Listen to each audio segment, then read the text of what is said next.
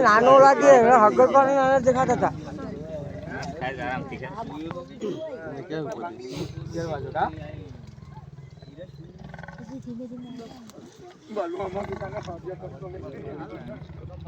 ખાય ઘણો આપણે એને શું કહેવાય કે બધા ભૂરવાયો કરો એટલે પછી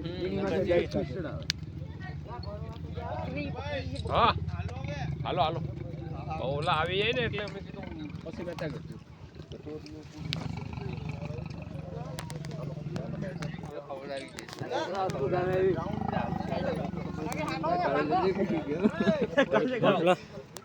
કાલ